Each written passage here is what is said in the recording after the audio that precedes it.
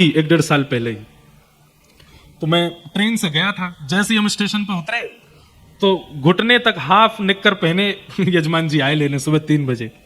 हमने उनसे उतरते ही पूछा, मैंने कि कथा के आयोजक कौन है? हंसने लगे, मैं ही हूँ महाराज जी। मैंने अच्छा, गलती हमारी भी है कि भाई जरूरी थोड़ी कि पोशाक पहन के आए वही यजमान है। हमने कहा बहुत बढ़िया। बाहर स्टेशन से निकल के आए, मैंने कि चलो भैया बैठ जाए गाड़ी में। तो ऑल्टो गाड़ी थी, बैठ गए। सामान वामान आवे नहीं तो ऑटो करने पड़े, सब में सामान धर के वहां तक पहुंचा। तो हमने उनसे रास्ते में पूछा, मैंने कि कथा वथा बढ़िया से हो जाएगी? जब पहुंचे तो महाराज अद्भुत कथा हुई, हजारों की तादाद में भीड़ आती थी। हमने चौथे 5वें दिन उन्होंने मुझसे निवेदन किया, महाराज जी हमारे घर चलेंगे प्रसाद पाने, हम कहीं और रुके थे। मैंने कहा आप यजमान हैं, आपके यहाँ तो चलेंगे। जब हम उनके घर गए तो घर पहुंचे तो 2 मंजिला घर था। तो जब नीचे प्रवेश किए तो लोग बाग, मैंने कहा आपके परिवार के? बोले नहीं नहीं महाराज जी, इनका घर है, हम इनके यहाँ किराए पे रहते हैं, 2 कमरे हैं ऊपर हमारे। मैंने कि सुनो 4 दिन हो गए हमारे पास, बैठो एक बात बताओ, इतना खर्चा हुआ कहां से आया? तो रो गए, महाराज जी अचानक से हमारे अकाउंट में 50 लाख रुपए आ गए, पता नहीं कहां से। मैंने कहा हैं? फिर भी मुझे लगा बोल रहे होंगे ऐसे। बोले सच में महाराज जी, अपनी पासबुक वगैरह दिखाई, देखिए। तुम बोले मैं गया बैंक, मैंने कहा भैया ये इतने पैसा कहां से आए?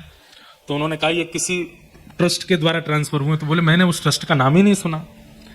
बोले भैया ये हमारे नहीं है, आप ये ट्रस्ट वाले कहीं और डाल रहे होंगे, हमारे में आ गए हैं। तो बैंक वालों ने कहा देखो, मैनेजर साहब बेचारे भले आदमी थे, उन्होंने कहा हम एक काम करते हैं, ट्रस्ट को मैसेज करवा देते हैं, फोन करवा देते हैं कि आपके ऐसे पैसे यहाँ आए हैं, आप चाहो तो वापस विड्रॉ कर लो। 7 दिन का समय देते हैं, अगर विड्रॉ हो जाएंगे तो ठीक है, इंक्वायरी आएगी तो बता देंगे।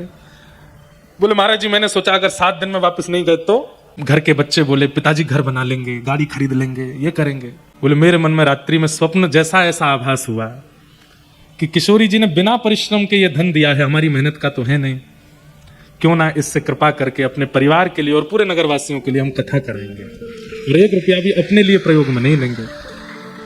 आप विश्वास मानेंगे, अंतिम दिन वो मेरे पास आए और मुझसे आके बोले महाराज जी इतने लाख रुपए अभी बच गए हैं। मैंने कहा अरे तो आप किराए के मकान में रहते हो, हम आज्ञा दे रहे हैं एक छोटा घर बनवा लो।